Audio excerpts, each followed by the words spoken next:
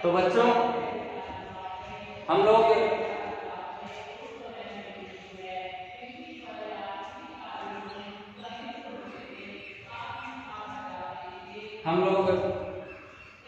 संस्कृत वर्णमाला पढ़ रहे हैं, माहेश्वर सूत्र पढ़ रहे हैं। तो एक बार मेरे कहने से, अभी मैं सीधे वही टॉपिक पे आता हूँ, लेकिन मेरे कहने से एक बार आप लोग क्या करिए, सभी लोग एक बार माहेश्वर सूत्र दोहराइए। अ ई ऊड़, अ ई ऊड़, रे रे क, ए ओंग, ऐ औ चा, है बरट।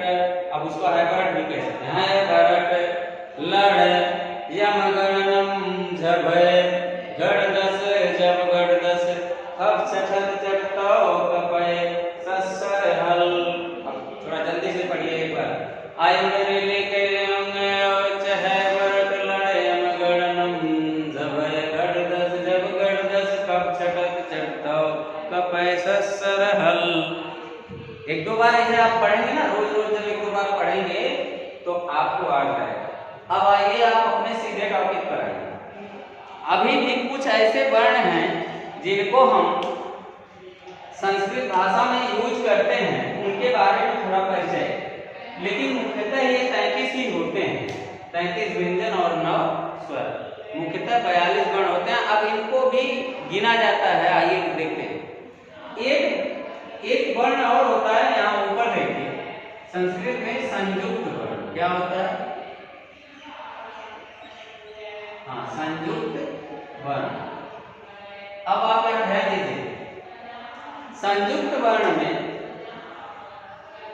मतलब संयुक्त आप खुद ही जानते हैं कि जहां पर दो या दो से अधिक लोग एक में मिलें, उसी का नाम, उसी को संयुक्त कहते हैं। तो कुछ ऐसे वर्ण भी हम यूज करते हैं, जैसे यहाँ आप देखिए छत्र ज्ञ कहते हैं। आप क्या कहते हैं? छत्रों का ज्ञ। और एक शब्द और आप पढ़ते हैं श्रा।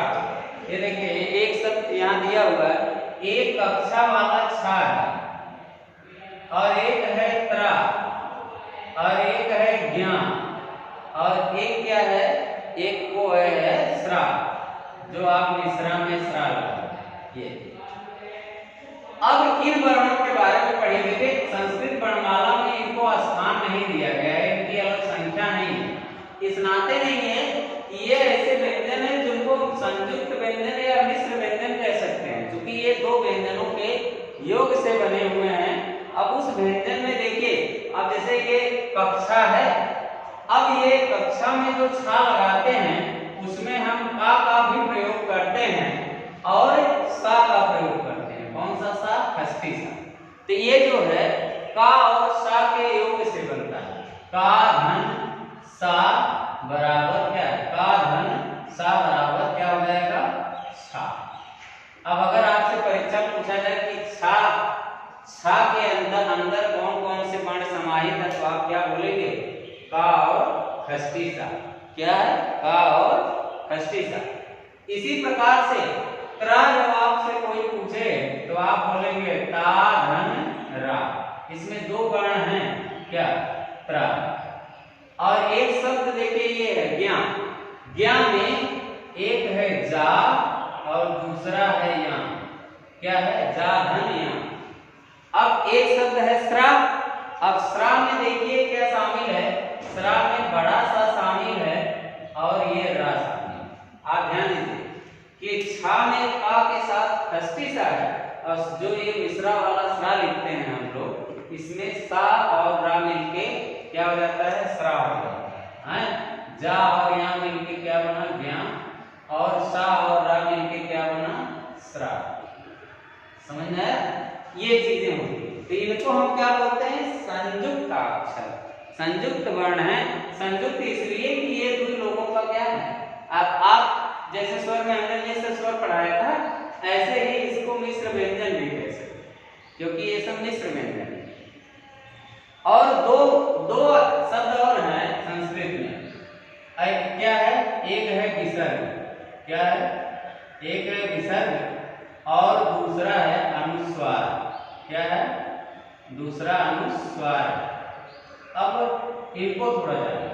अनुस्वार वो होता है कि अनुस्वार माँ के स्थान पर भी अनुस्वार होगा। अनुस्वार जहां भी होगा वहां ऊपर बिंदी हो जाती है। क्या हो जाती है? बिंदी। और कौन सी बिंदी होती है? ध्यान दीजिएगा, अनुस्वार में ये वाली बिंदी होती है ऊपर, जो मैंने लगाया है। और देखिए एक शब्द और है, ये अनुस्वार हो गया और एक विसर्ग हो गया। विसर्ग में देखिए आप किसी भी शब्द के आगे आप ऐसी दो बिंदियां लगा देते हैं तो वो विसर्ग माना जाता है। क्या माना जाता है? विसर्ग। अब एक अनुनासिक, देखिए अनुनासिक और अनुस्वार में अंतर है। अनुनासिक, हाँ, अनुस्वार का मतलब नाक में बोलना और अनुनासिक का मतलब होता है, देखिए नाक में दोनों बोले जाते हैं। नाक में अनुस्वार भी बोला जाता है और नाक में ही अनुनासिक वर्ण भी बोले जाते हैं, लेकिन ये हल्का सा बोला जाता है। यहाँ अनुस्वार का अनुस्वार लगेगा मतलब यहाँ ऊपर बिंदी लगेगी। और अनुनासिक में क्या होता है कि ये जो चंद्र बिंदी होती है उसको लगाते हैं। अब जैसे अभी आपको अनुनासिक लिखना हो, इसको आपको अनुनासिक लिखना हो तो आ का अनुनासिक ये होगा।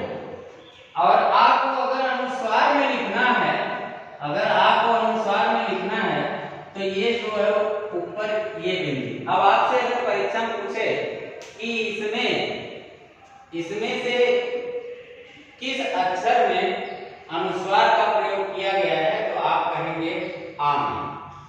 आपसे कोई पूछे इसमें किस अक्षर में अनुनासिक का प्रयोग किया गया है तो अगर आपको पता होगा कि अनुनासिक की जगह पर हम चंद्र बिंदी का प्रयोग करते हैं, जिसमें चंद्र बिंदी होगी वही अनुनासिक होता है। तो अब देखिए कि इन दोनों वर्णों को अनुस्वार और अनुनासिक को इन्हीं का नाम दिए हैं, समूह में क्या दिए हैं? अयोग। क्या दिए हैं? अयोगवाद। ये अयोगवाद। अब इस प्रकार से आप अगर गिनेंगे तो आप जरा देखिए कि 35 व्यंजन ये हो गए और 33 के बाद एक 34वां विसर्ग है, 35वां अनुस्वार है और 36वां अनुनासिक। ठीक है। अब या इन दोनों को एक में गिन लेते हैं, अयोगवाद मान लेते हैं, तो दो वर्ण ये हो गए तो 33 में 35 हो गए और 35 9 कितना हो जाता है? 44 हो गए। तो ऐसे 44 में, लेकिन देखिए बच्चों इनको जो है संस्कृत वर्णमाला में नहीं गिना गया है, इसलिए हमारी जो संस्कृत वर्णमाला के मूल अक्षर हैं जो शुद्ध हैं वो कितने हैं? 42 हैं। अब थोड़ा सा जैसे कहते हैं कोई चीज पढ़िए तो उस पर समीक्षा करें, तो आइए हम लोग थोड़ा समीक्षा करके ये देखते हैं इस माहेश्वर सूत्र में रहस्य कैसे था। आप देखिए कि व्यंजनों में चलिए रहस्य आपको दिखाते हैं कि खप छठत चटतौ और कपय को देखिए, 11वां और 12वां सूत्र देखिए, खप छठत चटतौ और कपय दोनों को देखिए और देख के बताइए, अपने मन या बताइए हमको, हम तो सुन नहीं पाएंगे लेकिन कुछ आपको समझ में आ रहा है क्या लिखा गया है? यहाँ से प्रश्न बनेगा, आप ध्यान से देखेंगे तो हर ये जो पांचों वर्ग हैं, इन पांचों वर्गों का पहला और दूसरा अक्षर लिखा गया है। अब आपसे कोई प्रश्न करे कि ये बताइए पांचों वर्गों के पहला और दूसरा अक्षर किस नंबर के माहेश्वर सूत्र में लिखा गया है, तो अगर आपको ध्यान होगा तुरंत आप कहेंगे 11वें और 12वें सूत्र में पांचों वर्गों के पहले और दूसरे अक्षर का वर्णन किया गया। आप जरा देख लीजिए, का है, पा है, फिर क्या है, चा है, टा है, ता, यही ना बनता है 5 वर्ग। अब देखिए इनका दूसरा अक्षर, का के बाद खा, पा के बाद पा, चा के बाद छा, टा के बाद ठा और ता के बाद था। आप जरा देखिए कि एक प्रश्न ये बना कि नहीं बना कि सूत्र नंबर 11 और 12 में हर वर्ग का पहला और दूसरा अक्षर वर्णित है। किसने लिखा? पाणिनि जी ने। अब आइए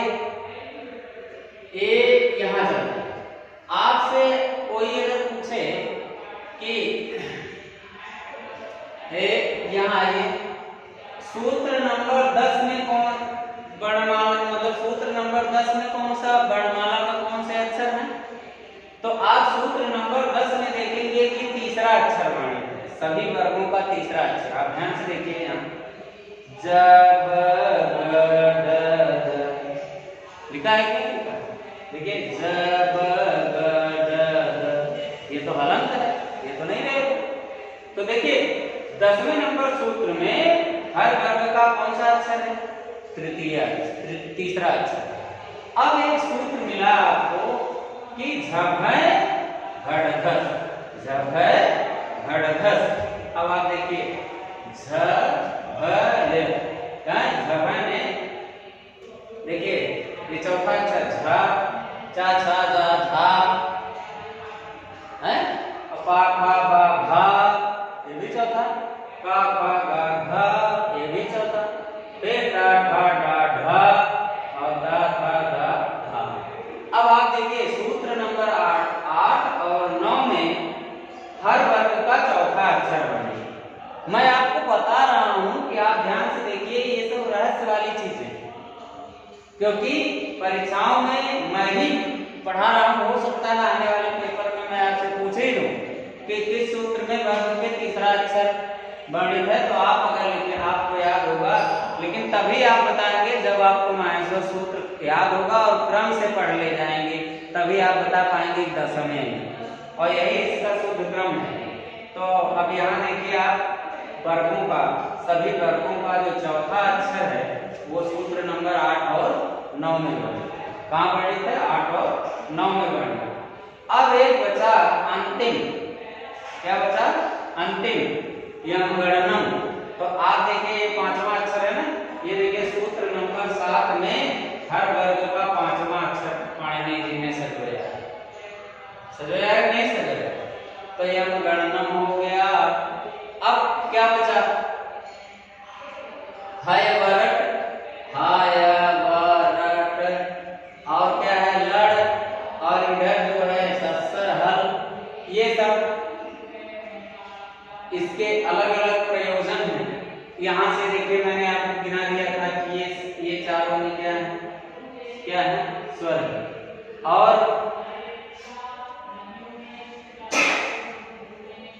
हाँ, हयवरट में देखिए हा है, ऊष्म व्यंजन है। ऊष्म व्यंजन कहाँ गया?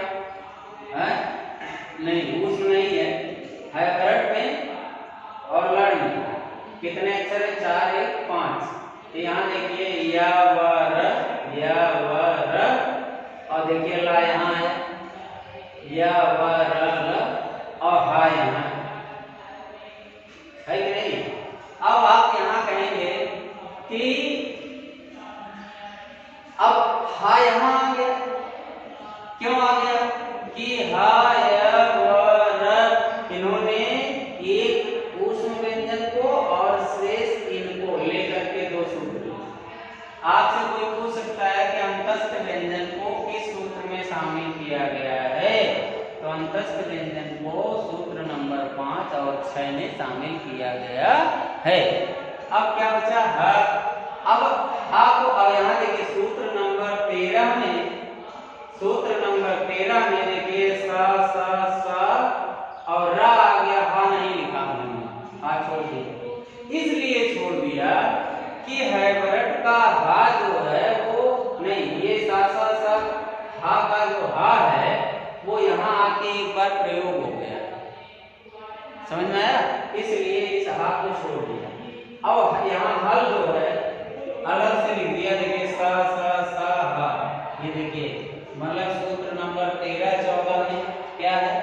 सूत्र नंबर 13 14 में ऊष्म व्यंजन है। सूत्र नंबर 5 6 में अंतस्थ व्यंजन है, और सूत्र नंबर 7 में सभी अनुनासिक वर्ण हैं। सूत्र नंबर 8 9 में हर वर्ग का चौथा अक्षर है। सूत्र नंबर 10 में हर वर्ग का तीसरा अक्षर है। सूत्र नंबर 11 और 12 में हर वर्ग का पहला और दूसरा अक्षर है। और सूत्र नंबर 1 स्वर स्वर बताया। अब आप जैसे कहते हैं एक प्याज है उसका एकदम क्या करो, छिलका निकाल दो, एकदम अलग अलग कर दो। तो मैंने हर चीज का छिलका निकाल दिया। एक चीज यहाँ मुझे भी खटक रही है, मैं आज किताब में देखूंगा कि यहाँ पर तो सासा हा को लिख दिया, लेकिन यहाँ हा जो उन्होंने यूज किया क्यों किया, इसके बारे में आज मैं जानने की कोशिश करूंगा और अगले वीडियो में आपको थोड़ा सा मार्गदर्शन जरूर मिलेगा कि क्यों किया।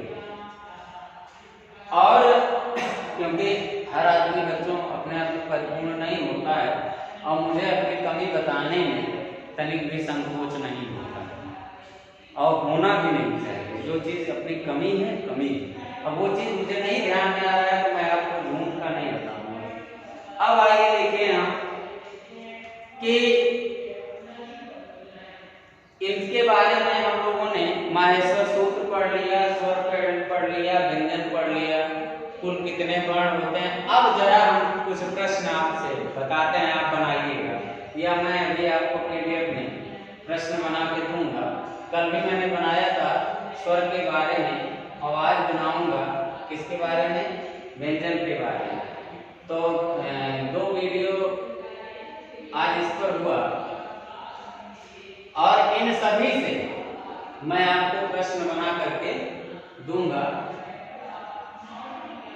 डिवाइड ना करिएगा, अपनी कक्षा कार्य की कॉपी में लिखिएगा। तो एक बार इसमें एक चीज और ध्यान देने होंगे, देखिए हा का 2 बार उच्चारण होगा। ये प्रश्न कभी कभी पूछा जाता है कि संस्कृत वर्णमाला में कौन सा अक्षर 2 बार आया है, तो क्या आया, हा आया। आप यहाँ ध्यान दीजिए कि हा यहाँ है और हा यहाँ, ये दोनों हा हैं और दोनों इत नहीं है। दोनों क्या नहीं है, इत नहीं है, ध्यान दीजिएगा। क्योंकि इत होने पे लोग, अब आप ऐसे आप कहेंगे गुरुजी लड़ भी 2 बार आया है, ला भी 2 बार आया, देखिए एक ला यहाँ है एक ला यहाँ, ऐसा है। ये वाला ला तो समझ में आया कि एक बार है, ये वाला ला इत है और इसका क्या हो जाता है, लोप हो जाता है, इसलिए इसको 2 बार नहीं गिना जाएगा। ऐसे बहुत से वर्ण हैं, एक आध और हो सकते हैं हम। तो यहाँ मुख्य रूप से यही हा ही ऐसा अक्षर है, हा ही ऐसा अक्षर है जिसमें क्या नहीं है, हा ही ऐसा अक्षर है जो इस संस्कृत वर्णमाला में 2 बार प्रयोग किया गया। आप देखिए अड़ा भी 2 बार आया है, अड़ा यहाँ भी है यहाँ भी, लेकिन यहाँ वाला अड़ा वास्तव में वर्ण है, अनुनासिक वर्ण है, और ये वाला जो ड़ा है ये हल है और हल का इत होकर के और क्या हो जाता है, एक संज्ञा होकर क से लोप से लोप हो जाएगा। इस नाते इस रा को गिना नहीं गया। तो बच्चों आज के लिए बस इतना ही। नमः संस्कृताय।